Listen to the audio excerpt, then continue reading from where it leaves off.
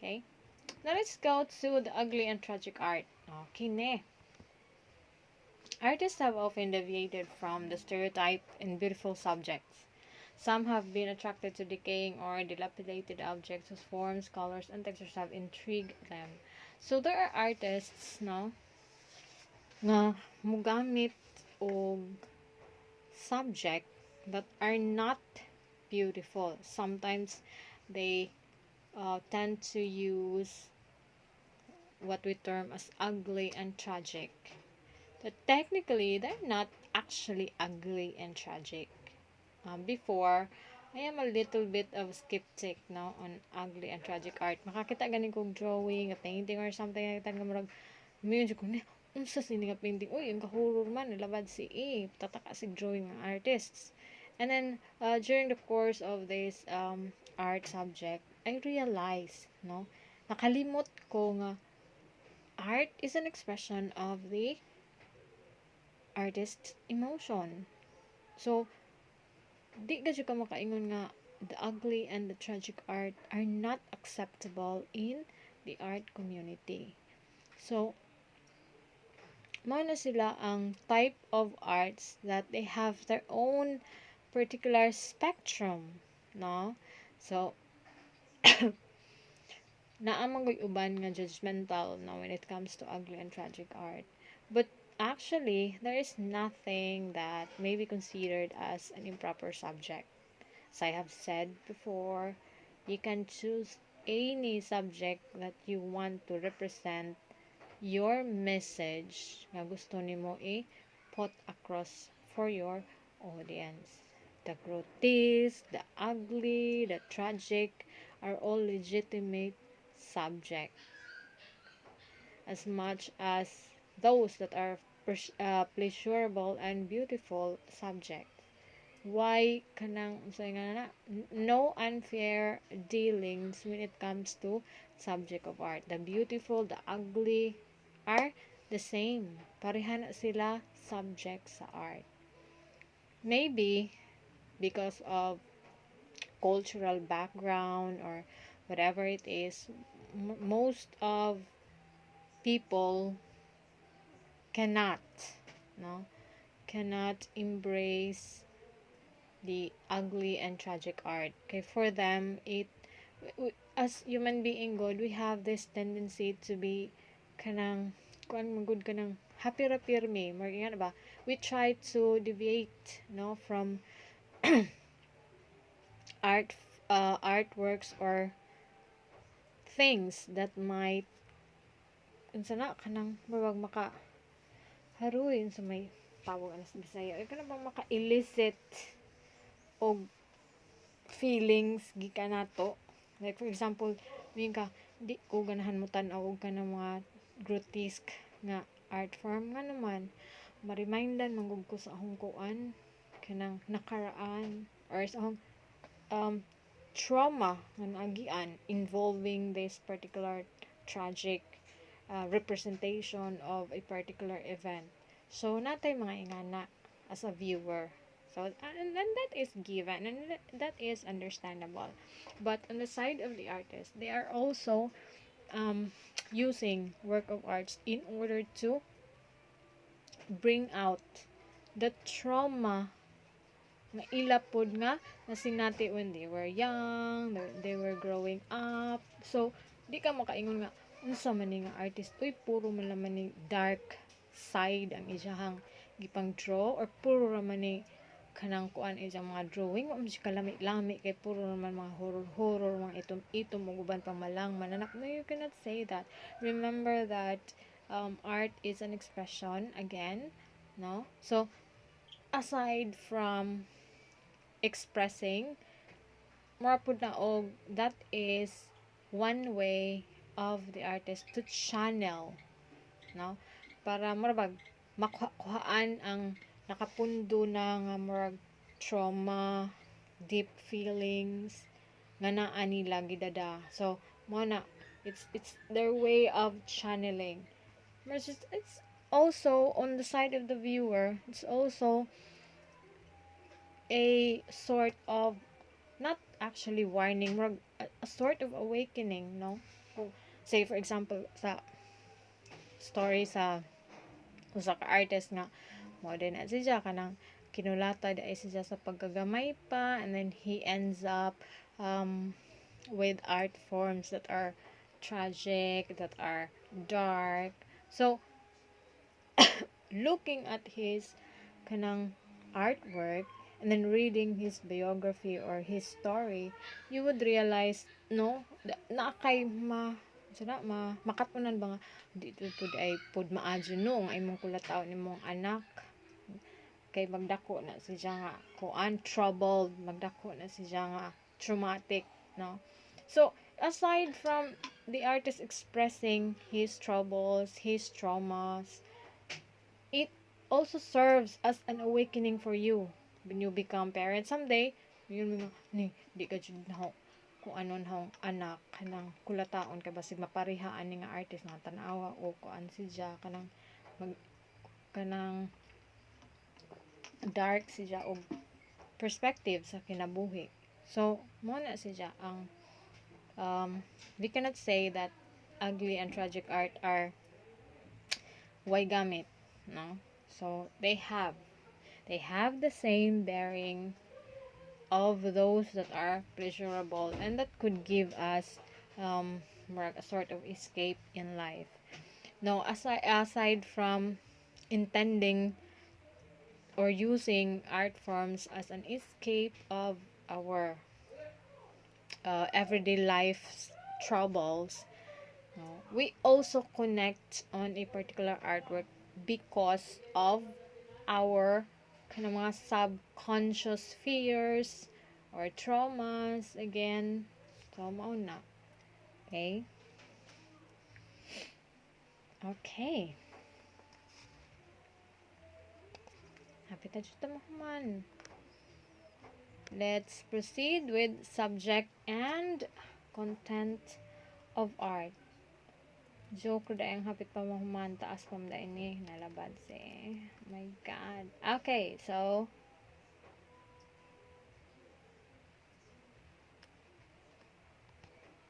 okay. Content reveals the artist's attitude toward his subjects in the work of art. This pertains to the meaning or the message that is expressed or communicated by the artwork. Habaw na tayo nga na. Diba nga? An artwork has a particular message that an artist is trying to communicate. Mo na siya ang gitawag og content. Now, sometimes contents are straightforward. In other cases, however, it is less obvious and requires additional information. Content appears in the visual art in several forms, all of which may be figurative or realistic or abstract or distorted.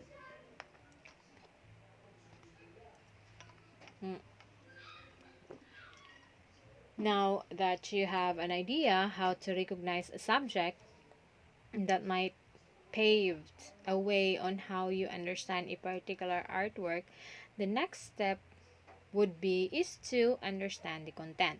Remember that the content is what's the content? It reveals the artist's attitude toward his subject in the work of art.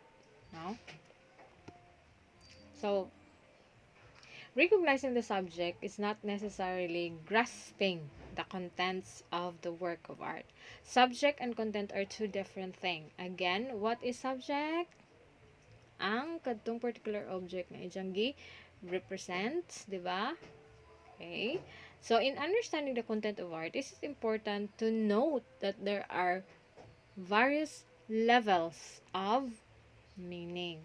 So, you have this particular subject in an art form, but the contents of this art form with respect to the subject depends on various levels of meaning, and that is what we're going to discuss. Okay, the first one is factual meaning. Content na itong hisgutan ha, dili ang subject. Basig ma-confuse mo, maura man sa realism distortion. That was the subject. Let's move on the content. Now, what is the meaning? Now, okay, so the first one is factual. When you say factual meaning, it is the literal statement or the narrative content which can be directly apprehended because the objects presented are easily recognizable.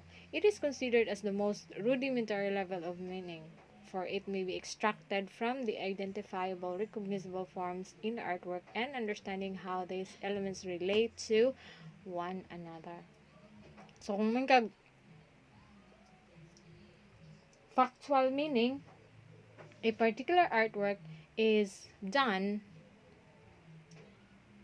in the purpose of in the purpose of in the purpose of putting across what it means to put across, literally. Okay, so when we say that's my example sa factual meaning. So when you say na ako'y painting of an apple, a realistic apple, so what does it mean? So it means that there is an apple lying in a particular table. So muna si Jay contents. What is the message? The message is, unsa may message siya? Na ay apple sa lamisa. Factual man. Diba? It is the literal statement or the narrative content. So if nakita nimo sa imong painting or sa that particular painting na ay apple sa lamisa, wasa pa may lain kung if we are focusing on the factual meaning, also may laing meaning nimong mahatag, di ba? Na ay apple sa lamisa. And that's it. That's the actual meaning. It's the actual, the artist is trying to tell you that there is an apple in the table. That's why it's ang drawing. Di ba? That is what we call factual meaning. It refers to the literal statement or the narrative content which can be directly apprehended because the object presented are easily recognized. So, mo na. Kaya ka-recognize mo kag na ay apple, na ay lamisa. Oh, there is an apple in the table. So, mo na ay factual meaning. Sa so, junar ka dyan, no? Let's go to conventional meaning. So when we say conventional meaning, this refers to the special meaning that a certain object or color has for a particular culture or group of people. Now, diri na, so going back to the example ng apple in a table, so diri na, if we're going to focus on conventional meaning, diri na tamo peruse further, no? Kung ganina sa factual, inigtanaw na to sa painting na apple sa lamisa, there's an apple in the table. Muna na say meaning. But in conventional meaning, diha na tam sudlan na to diha og a little bit of perusal. No, mayong kakaron, conventional meaning refers to the special meaning that a certain object or color has for a particular culture or group of people. Mayong kakaron, kinsay nag-drawing day aning apple in the table? Kuan si kanang Abo Bakaghari from the tribe of. So, imo na po ng kuan nun, imong suhitoon. So, kung sa tribe of Bahaghari, unsay meaning sa apple nga naa sa lamisa. So, say for example, sa tribong Bahaghari, to which Bakaghari, the artist, is a native, naglibog na mo, okay? Otro ha, kintahay, na ay painting nga apple in the table, no? Conventional ito ha. So, karon, ay mong tanawon, unsa kay meaning anang apple in the table? In conventional meaning. So, your first thing to do is to look who the artist is.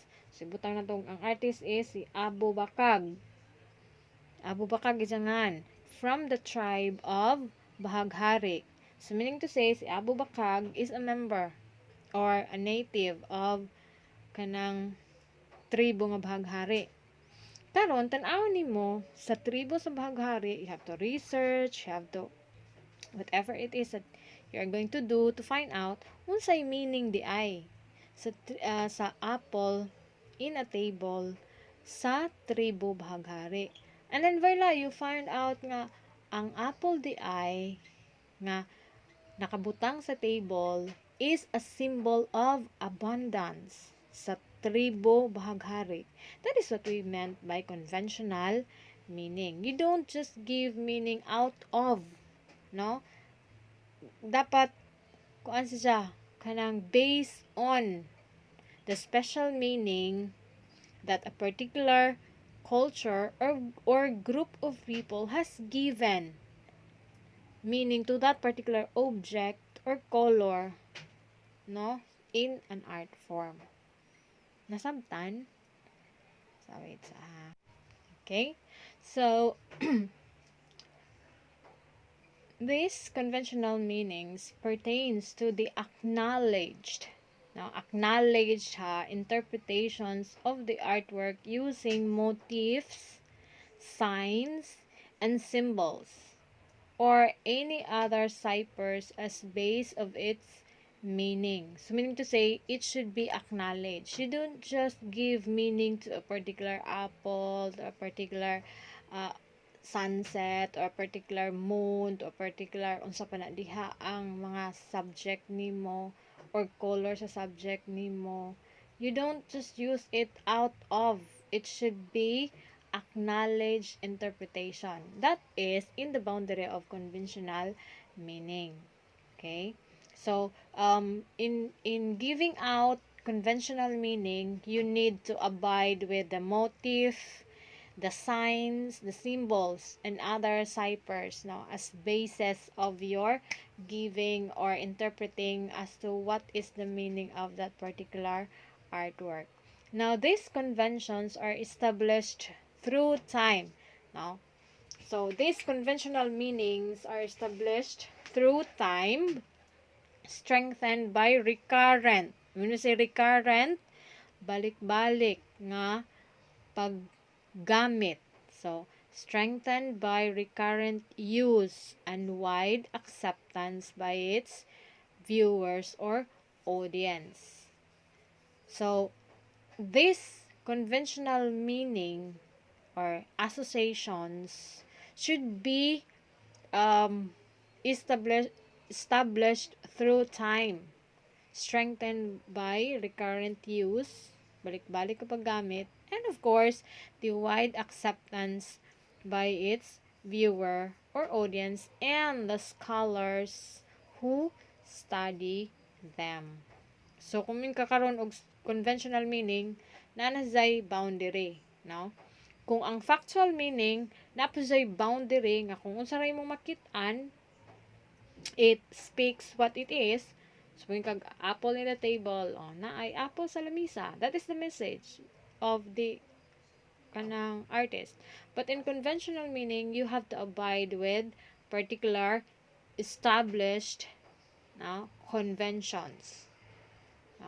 Example of which is a flag. Diba? A flag is a symbol of a nation. So, every country has this particular convention or conventional meaning of a flag as a symbol of a nation. A cross for Christianity or crescent moon for Islam. So, mo na siya tawag na to og conventional meaning. Okay? Nasabtan? Another is, of course, subjective. Okay.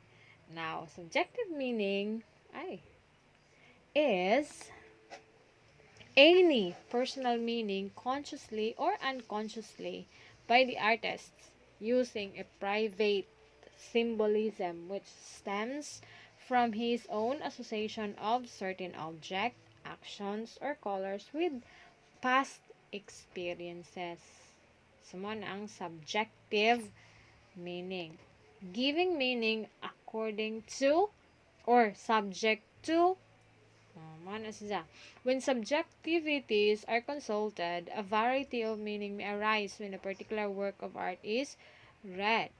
So these meanings stems from the viewer or the audience, circumstances that come into play when engaging with the art, what they know, what they learned, what they experience, what values do they stand for. Sumo na akong giingong ganina nga, it helps you to understand, no, better a particular art form if you have a background knowledge of the content, style, and subject of art.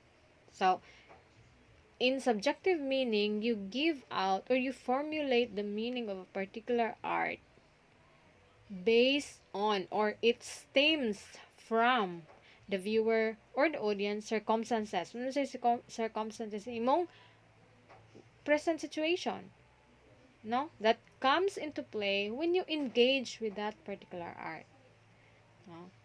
So, it includes what their knowledge is of the viewer or the audience, what they learned, what they experience, of course, and what values this stands for. And this is also applicable to the artists, no? Meaning may not be singular, rather ako katigong storya, oh my god, gikapoy na ko, multiple and varied. So in subjective meaning, pwede ka mohatag, no? Mo ganin gitawag og subjective because your interpretation of the artwork is subject on the your knowledge, your experience, the values that it stands for, no? So mo na siya.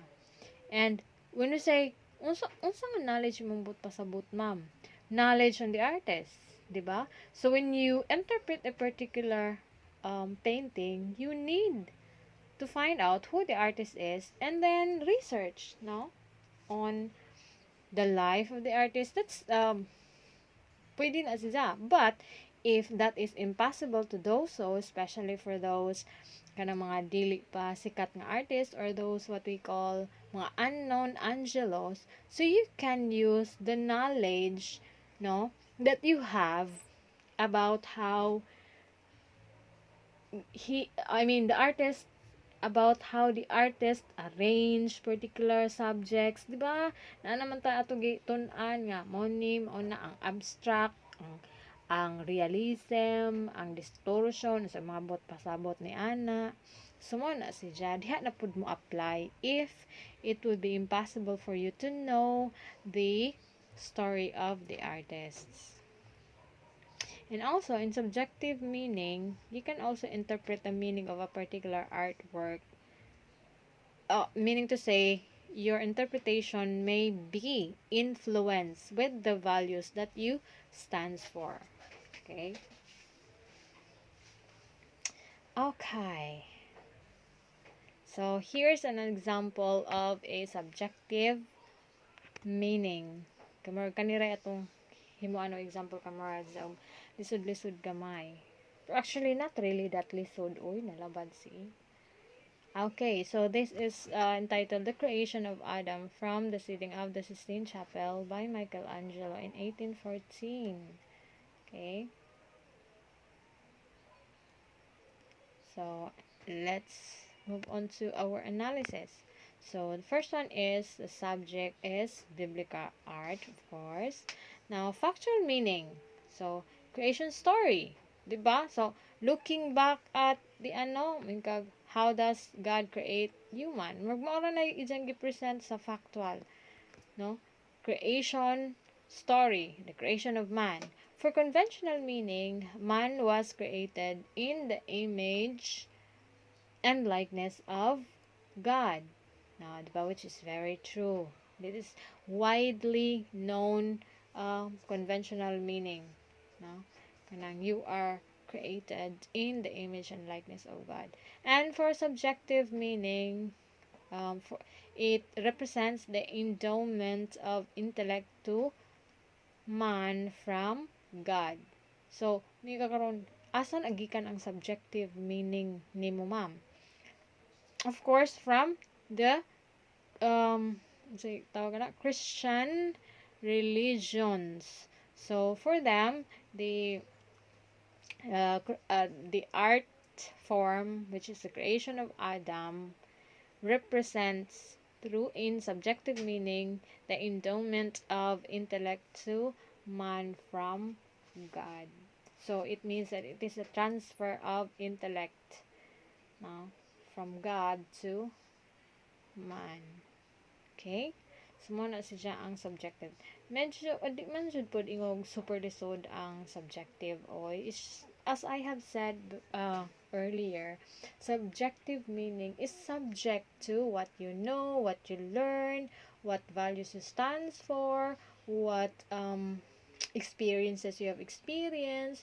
So, it might be that you're looking a particular art from, and then a particular experience has been kanang sana steered mapukaw ni ja on that particular art form.